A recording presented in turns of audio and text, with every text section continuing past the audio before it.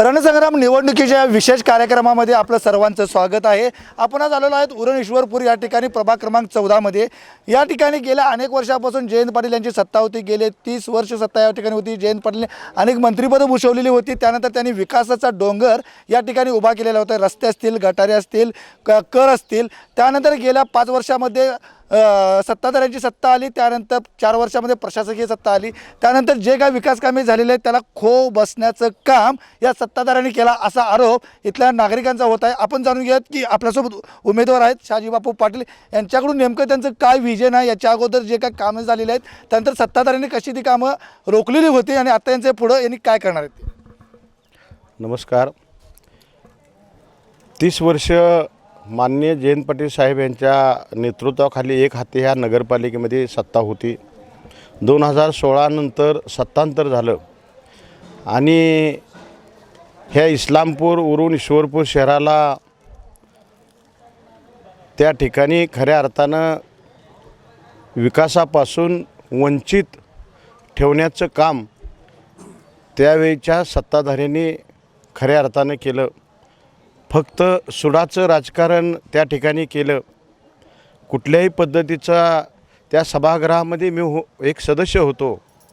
11 तास मीटिंग चालायची, पण कुठलंही विधायक काम त्यांना ह्या 9 वर्षाच्या कालखंडामध्ये 5 वर्षे सत्तेमध्ये होते आणि 4 वर्षे नगरपालिकेची शासनाच्या माध्यमातून तिने त्या ठिकाणी नगरपालिकेची सत्ता चालवली। पण कुठलंही या 9 वर्षाच्या कालखंडामध्ये एकही काम त्यांना सांगण्यासारखं एकही काम केलं नाही। उलट जी जयंत पाटील साहेबांनी उभा केलेलं इस्लामपूर शहर होतं, त्या इस्लामपूर शहराची वाटोळ करण्याचं काम खऱ्या अर्थाने ह्या सत्ताधाऱ्यांनी केलं। जयंत पाटील साहेबांच्या नेतृत्वाखाली सलग 5 वर्ष महाराष्ट्रामध्ये इस्लामपूर शहराचा नंबर यायचा, हे नामांकन ह्या शहराला मिळालं। पण आज काय अवस्था आहे हे सर्वसामान्य माणसाच्या मोहर खऱ्या अर्थानं पडलेला प्रश्न आहे।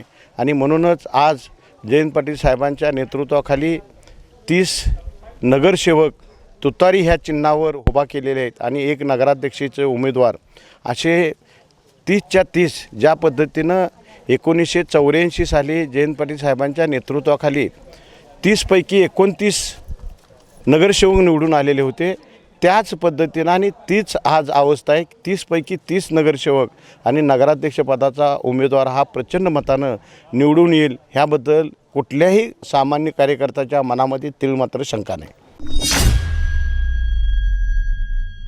बापू, आम्ही पाहिलं की प्रत्येक प्रभागात गेलेला आहे। त्या प्रभागात सगळ्यात मोठी समस्या इस्लामपूरची असेल तर भुयारी गट आणि 2 नंबर पाण्याची समस्या, याकडे आपण कसं पाहता?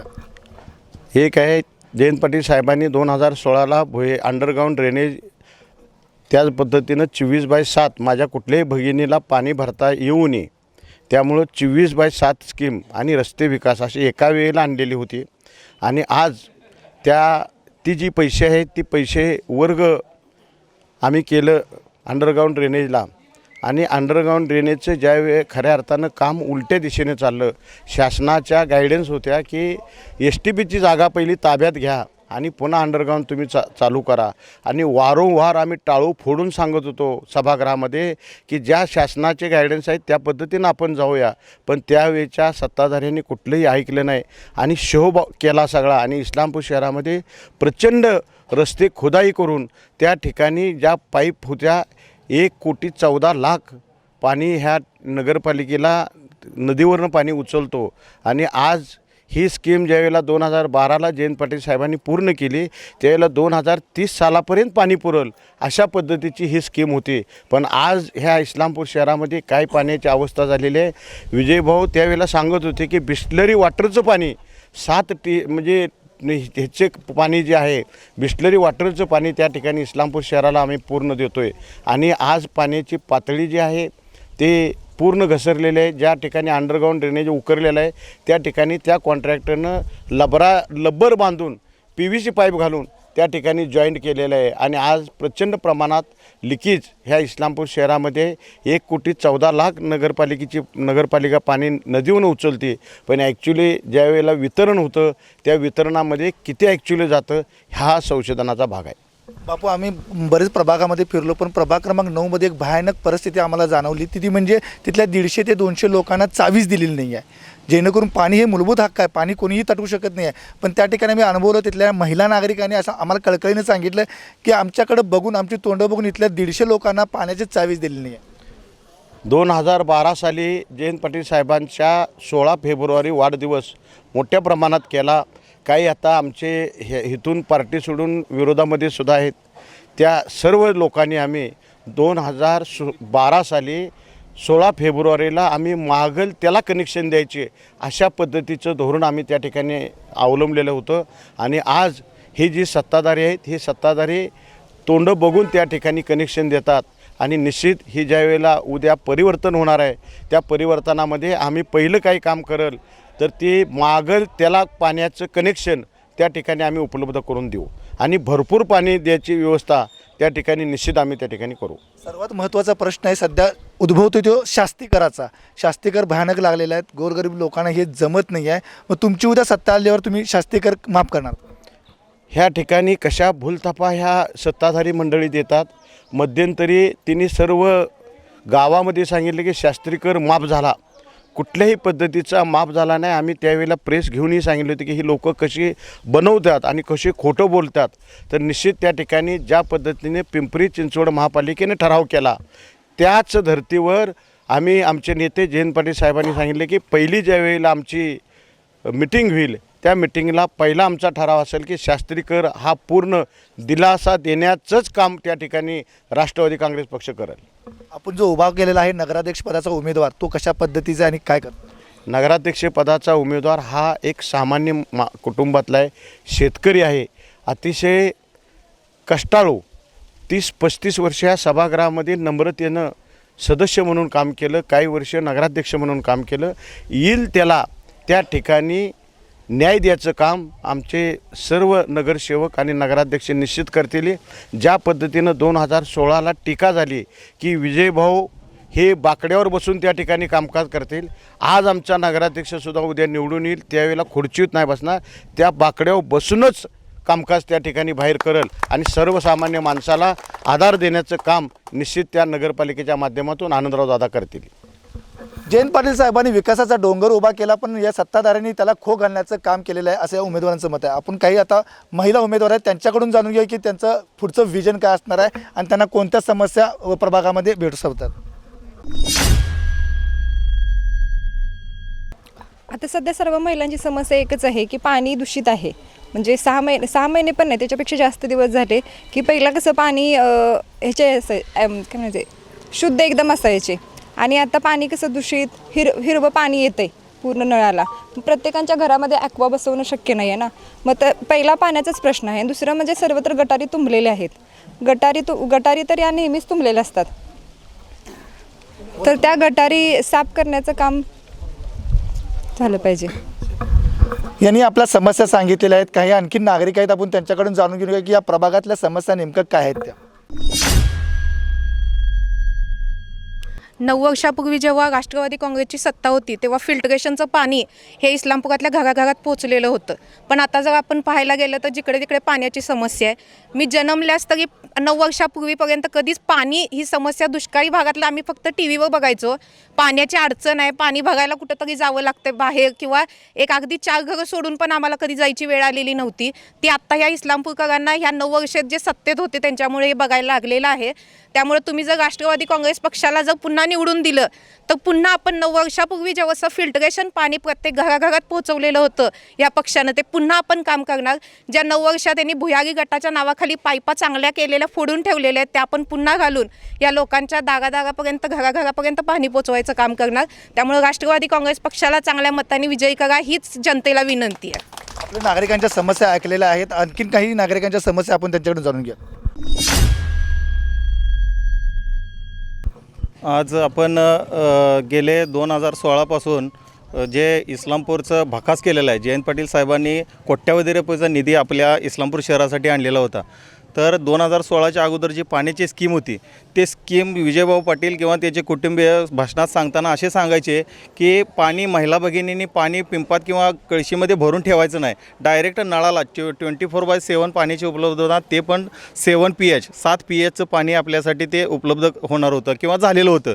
त्याची पाक दुरवस्था या विरोधकांनी भुयारी गटाराच्या माध्यमातून केली. जे पाईपलाईन पाणी 2035पर्यंत आपल्या लोकसंख्येची ग्राह्य धरून जे पाण्याची स्कीम राबवली होती विजयभाऊंच्या माध्यमातून जयंत पाटील साहेबांनी, त्या स्कीमचा पाक बट्ट्याबोळ केलेला आहे. त्यांनी भुयारी गटाराच्या माध्यमातून सगळ्या पाईपा उकरून टाकलेल्या आहेत आणि त्याच्यामुळे हे पाण्याची स्कीम पूर्णपणे बंद पडली आहे. जसं बापूंनी आत्ता सांगितलं की पाणी पाईपा फुटल्यानंतरसुद्धा त्या रबराने बांधून त्याच्यामध्ये चांगल्या या पद्धतीनं तिने जॉईंट केलेली नव्हती. त्याच्यामुळं गटरीचं पाणी त्या पाण्याच्या प्यायच्या पाण्यामध्ये जात होतं आणि त्याच्यामुळे रोगराई, मलेरिया म्हणा किंवा काविळीसारखे आजार पाण्याच्या माध्यमातून होणारे हे भरपूर इस्लामपूर शहराने सोसलेले आहेत. त्यामुळं इस्लामपूर शहराने आत्ता ठरवलेलं आहे की तुतारी वाजवणारा माणूस आणि जे 30 उमेदवार आहे, नगराध्यक्षपदात जे उमेदवार आहे त्यांना प्रचंड बहुमताने निवडून द्यायचं असं इस्लामपूर शहराने मनात ठरवलेलं आहे. जे 8 व 10 वर्षापूर्वी जे त्रास झालेला आहे लोकांना, 8 वर्ष म्हणजे 2016पासून आजपर्यंत, तोच त्रास इथून पुढे कधी होणार नाही. त्यासाठी सगळ्या जनतेनंच ठरवलेलं आहे, जनतेनं निवडणूक हातात घेतलेली आहे की बाबा इथून पुढे तुतारी वाजवणारा माणूस किंवा जयंत पाटील साहेबांच्या मागे जनता पूर्णपणे खंबीर उभी राहील. बापू गेल्या अनेक वर्षापासून नगरसेवक आहेत, नगरपालिकेत सुद्धा चांगलं काम केलं आहे. मग तुम्हाला बापूच का पाहिजे आहे? बापू उमेदवार कमी आहेत पण ते आमच्या कुटुंबातले वाटतात. ते कधीही लहान मुलगा असू दे किंवा वयस्कर ज्येष्ठ असू दे, ज्येष्ठांचा आदर आणि लहानांची कदर करणारे आमचे बापू आहेत. त्यामुळं त्यांना आम्हाला घरातला माणूस असा उमेदवार म्हणून किंवा असा नेता म्हणून नाही, आमच्या घरातला उमेदवार किंवा आमच्या घरातला प्रतिनिधी असल्यामुळे आम्हाला त्यांची जास्त आपुलकी वाटते. समस्या भरपूर आहेत पण समस्या सोडणारा नेताच त्यांना हवा आहे असं त्यांचं म्हणणं. आणखीन काही महिला नागरिक आहेत, आपण त्यांच्याकडून त्यांच्या समस्या जाणून घेऊयात. जनतेच्या ज्या मूलभूत सोयी आहेत त्या मूलभूत सोयी जर आपल्याला परिपूर्ण जर हव्या असतील तर त्या दृष्टीनं तसा उमेदवारही सक्षम असणं गरजेचं आहे आणि तशी सत्ताही सक्षम असणं गरजेचं आहे. मला तर असं वाटतं की साहेबांनी इस्लामपूर शहरासाठी किंवा इस्लामपूरच्या विकासासाठी जे प्रयत्न केले ते आत्ताच्या सत्ताधाऱ्यांनी केलेले दिसत नाहीत. तर आपल्याला जे गेलेलं जे वैभव आहे तर ते वैभव जर परत मिळवायचं असेल किंवा शहराचा जो कायापालट आहे तो परत जर आणायचा असेल तर या उमेदवारांना निवडून दिल्याशिवाय आपल्याकडे पर्याय नाही. जर खऱ्या अर्थानं शहराचा किंवा नागरिकांचा किंवा जनतेचा जर विकास करायचा असेल तर त्यांनी जे आपल्याला उमेदवार उभे केलेले आहेत तर त्यांच्याशी आपण पाठीशी उभे राहूया. त्यांना आपला खारीचा वाटा जो आहे तो आपण त्यांच्या प्रती देऊया आणि त्यांना भरघोस मताने निवडून आणून आपण आपल्या हातामध्ये आपल्या राजकारणाची किंवा आपल्या सत्तेची चावी आपल्या हातात घेऊया. सर्व उमेदवारांना माझ्या वतीनं हार्दिक हार्दिक शुभेच्छा. धन्यवाद. केलेलं वैभव परत मिळवायचं असेल तर आमच्याच उमेदवारांना निवडून द्या असं या गृहिणींचं मत आहे. आणखीन काही नागरिक आहेत, आपण त्यांच्याकडून त्यांच्या समस्या जाणून घेऊयात. खरं पाहिलं तर मधली जयंत पाटलाची काही वर्ष सोडली, मी स्वतः याचा समक्ष साक्षीदार आहे. त्या वर्षात आणि जी डेव्हलपमेंट झाली ती आहे इथं दिसते. डेव्हलपमेंट डांबरी रस्ते म्हणा ते जयंत पाटलांच्या कारकिर्दीत सगळं झालेलं आहे. आणि पहिली त्याच्या अगोदरची कारकिर्दी होती त्या कारकिर्दीमध्ये रस्तेसुद्धा डेव्हलप झालेले नव्हते किंवा काही ठिकाणी रस्तेसुद्धा नव्हते. ती पवारांची कारकिर्दी होती. पवार म्हणजे पवारसाहेब होते. त्याने बरेच वर्ष इस्लामपुराचा वाढ त्यावेळेला खुंटली. आणि आत्ता त्यानंतर पहिल्यांदा ज्या वेळेला जयंत पाटलाची सत्ता आली त्यावेळेला संपूर्ण इस्लामपूरचा जवळजवळ 99% कायापालट झाला. 99% कायापालट झाला. कारण का तर ज्या रस्त्यांना नॅरो रस्त्यांना जिथं म्हणजे जे अरुंद रस्ते होते जिथं लाईटच्या सोयी नव्हत्या बरं का, त्या ठिकाणी लाईटच्या सोयी झाल्या. सार्वजनिक लाईट आली त्या ठिकाणी. त्यामुळं काही ठिकाणी सार्वजनिक लाईटसुद्धा आली त्या ह्याच्यात. आणि नंतर परत त्यांचा तो कालावधी संपल्यानंतर जयंत पाटलांचा परत जैसे ते पुढं तसं मागं आता पाण्याची सुद्धा दुर्भिक्ष अतिशय फार अडचण आहे. मी आज सकाळीचंच तुम्हाला साधं उदाहरण सांगतो. मी माझ्या आता घरात आमचा फिल्टर बसवला आहे. नगरपालिकेचं काम असताना फिल्टर बसवला आणि त्या फिल्टरमध्ये तुम्हाला सांगायचं धुवायला लागतो जर 2-3 दिवसानं तर त्या फिल्टरमध्ये जे पाणी बॅलन्समध्ये शिल्लक खाली होतं ते पाणी जर बघितलं तर आपलं गढूळ पाणी जे असतं रस्त्यावरचं त्याच्यापेक्षा जास्त गढूळ पाणी ते दिसतं. तुमच्या लक्षात घ्या मी काय म्हणतो ते. म्हणजे जे पाणी फिल्टरमधनं खाली जे राहिलेलं पाणी होतं चावीतनं न आलेलं ना बरं का हो, न आलेलं पाणी जे होतं ते पाणीसुद्धा रस्त्यावरच्या गढूळ पाण्यापेक्षा जास्त गढूळ पाणी होतं. म्हणजे आत्तासुद्धा त्या ह्याच्यामध्ये फिल्टर कर आपण जे म्हणतो की बाबा हे पाणी असं केलं तसं केलं ह्या ओके, काहीही ती सुधारणा नव्हती. आणि फिल्टर लावूनसुद्धा त्याच्यात आपल्या घाण येते. म्हणून सगळ्यांनी लक्षात घ्या आपल्या असू द्या की आपण आत्तासुद्धा घरी आपल्या सांगतानासुद्धा काही का असताना थोडं बहुत तरी स्वच्छ पाणी त्या फिल्टरनं होतं आहे. म्हणून प्रत्येकानं फिल्टरशिवाय पाणी पिऊ नका, नाहीतर गढूळ अगदी गिळगिळीत पाणी परत होण्याची शक्यता असते. म्हणून माझ्या सर्व बांधूंना विनंती आहे की फिल्टरशिवाय पाणी पिऊ नका. आहे हे पाणी स्वच्छ नाही, आपण डायरेक्ट पेलो तर स्वच्छ नाही, अशी माझी आपणाला. तर आता ही नवीन आता जी जयंत पाटलांची पार्टी जी आहे आपली, आम्ही सरळ जयंत पाटलांची पार्टी म्हणतो. राष्ट्रवादीची तर आहेच आहे, पण जयंत पाटलाची इस्लामपुरातली पार्टी असं म्हणतो.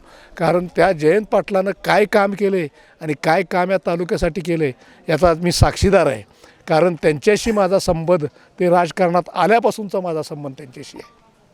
त्यांच्या जवळ मी वाढलेलो आहे आणि त्यांनी इस्लामपूरसाठी जे करायचं ते काय केलं हे मला चांगलं माहीत आहे.